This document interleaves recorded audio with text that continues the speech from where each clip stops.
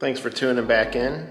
Got the next step here, which is going to be installing the oil squirters, the main bearings, main studs, and then checking the clearances, and then putting the crank in with some assembly lube.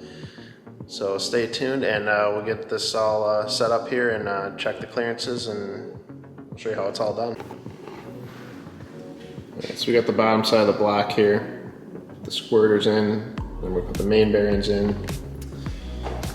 We got the caps here, it's all cleaned, had it line honed so it should be perfectly straight.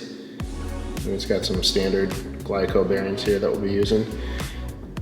And get the assembly lube for the main studs, which are right over here. So we'll be able to reuse those. Part of the reason I bought ARP stuff is so every time I do the engine I don't have to replace all the hardware. So it's kind of a nice feature to have, but let's go ahead and start this assembly now.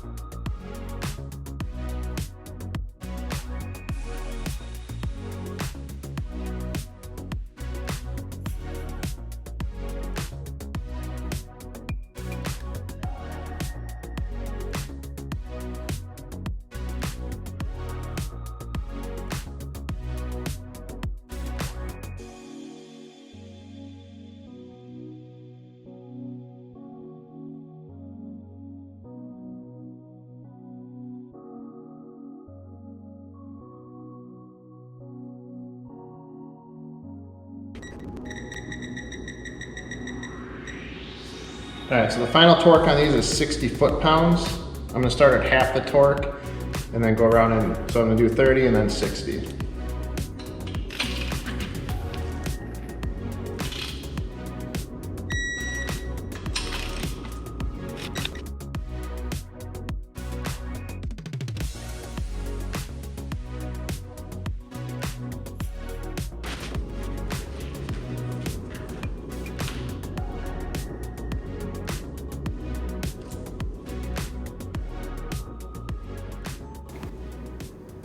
Alright, so now after we torqued the caps down, took everything back off, we can measure the clearances. So,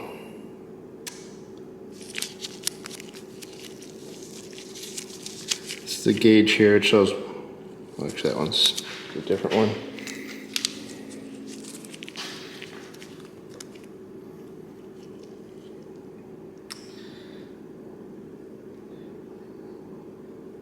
Alright, so according to this, it's not quite 0.02 and not 1.5. So spec is 1.5 to 2, so it's a little closer to the loose side, which is good. I'd say it's probably like 1.8, 1.9 thousandths, which is right where you want to be on a race engine. Just go back and check a couple more of these. 1.5. Yeah, so it's between,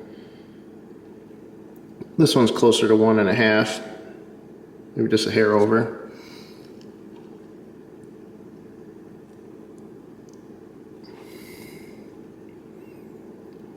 This one's closer to 2.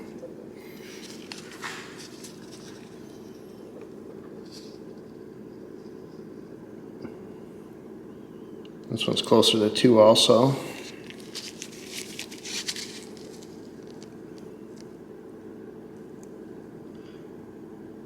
That one's also close to 2.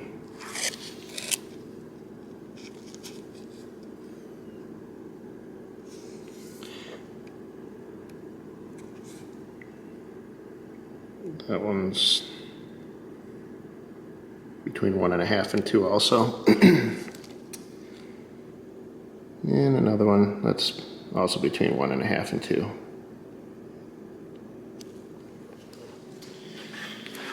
So that means all of our main bearing clearances are good. So I can go clean all that off, and then we'll reassemble it with assembly lube this time, and retorque all the main caps down, and the crank is installed. The next will be installing the pistons and rods.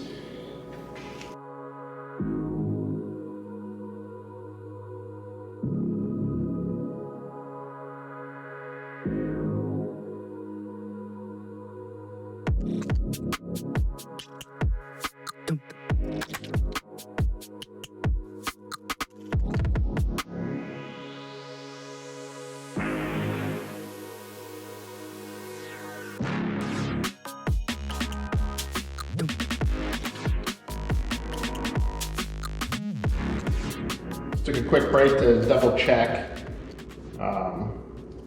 where these brackets went, make sure I had them in the right spot.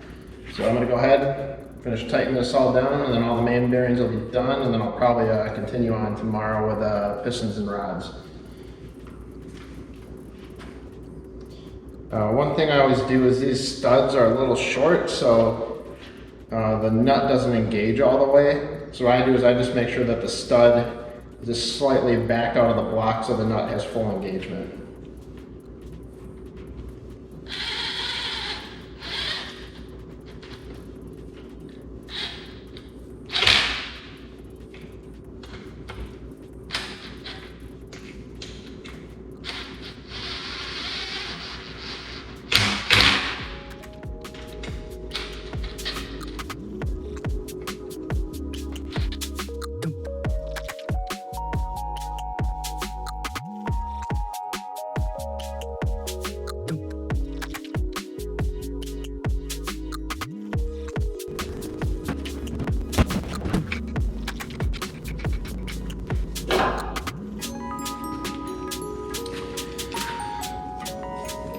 Alright, so there's actually a problem here. This is spinning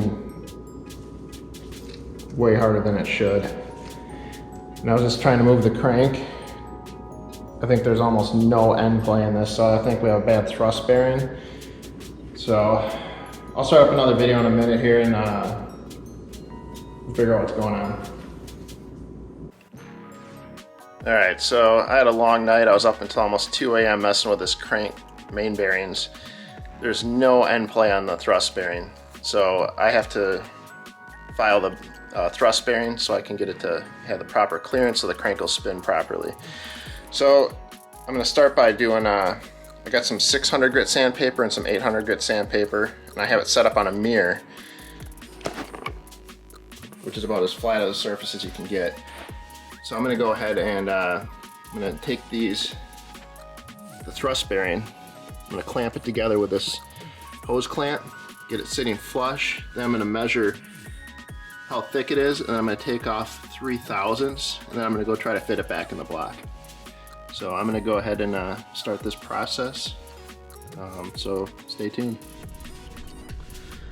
Alright, so I want to file or sand the side that's towards the front of the motor. I have DCT, so it probably doesn't really matter, but all the force would get put into this side with a clutch. So when you push on the clutch pedal, you're putting all the force forward into this side of the bearing, so I'm going to file this side. Even though I'm DCT, I'm still just going to do it that way, just for purpose of trying to do it properly.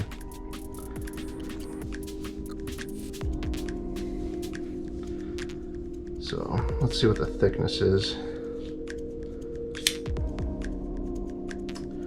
Alright, so I'm zeroed out.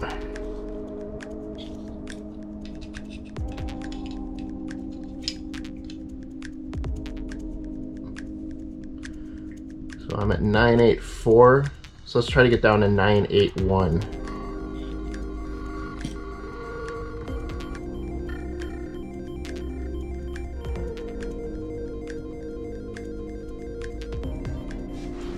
So this is the 600 grit. I'm going to start with that first.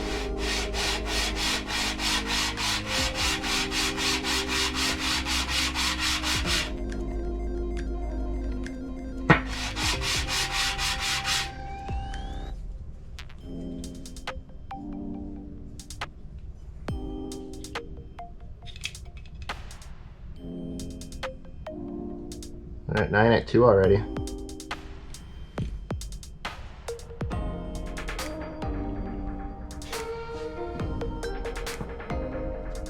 Actually, since I got that quick, I'm gonna go to the 800 grit to do the finishing touch and get it to 981.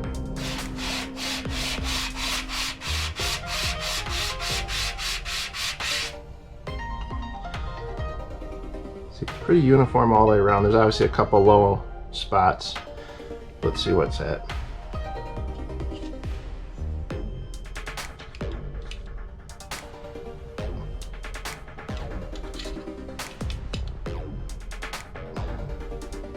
Still about 982. Go a little bit more.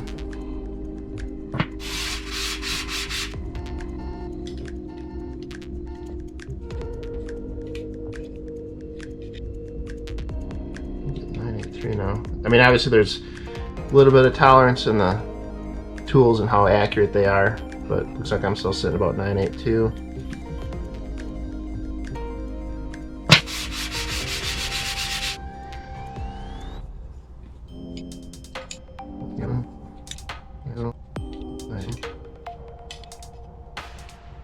A little more.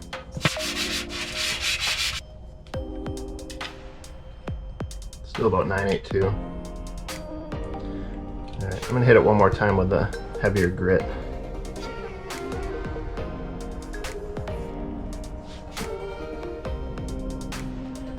I'm just gonna hit the other side because it looks like there's a little bit of imperfections. This actually is making it look pretty nice.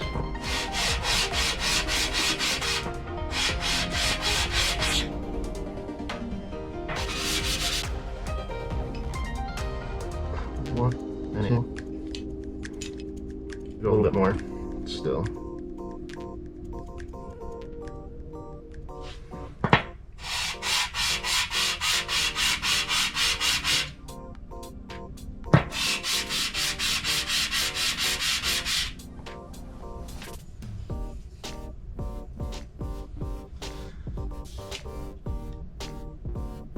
Nine 881.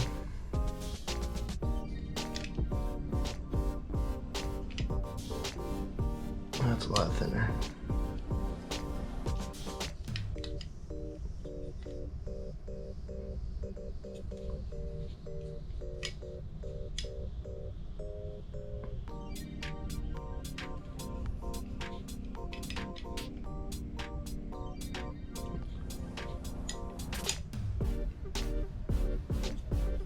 All right, I'm gonna go try to fit this in the engine again, see how it turns out.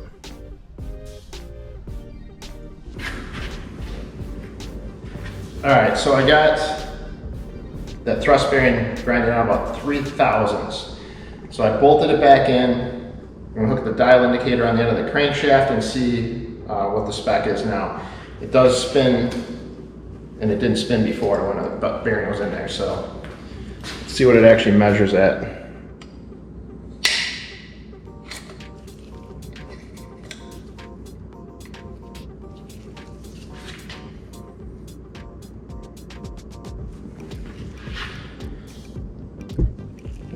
See the gauge here.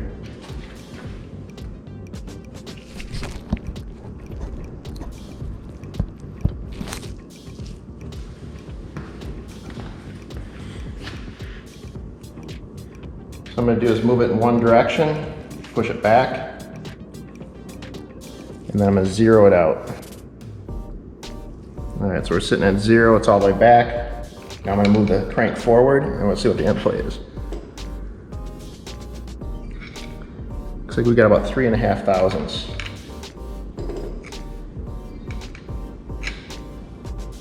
I'm just going between the crank and this cap here and moving the crank back and forth. Before we had nothing. So it's definitely on the tighter side,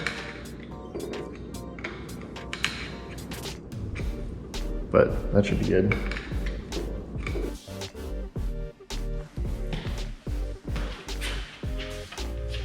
All right, I'm now doing the final torque sequence on the main studs, now that everything is spinning freely. Then all the mains will be done.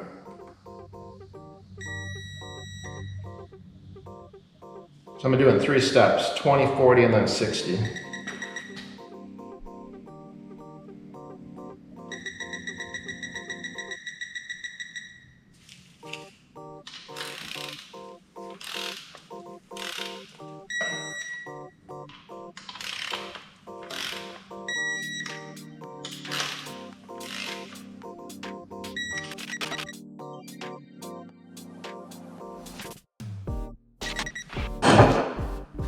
All right, so I should be able to spin this by hand. Look at that, it spins nice and free. Should actually be able to spin this by hand right here with hardly any effort.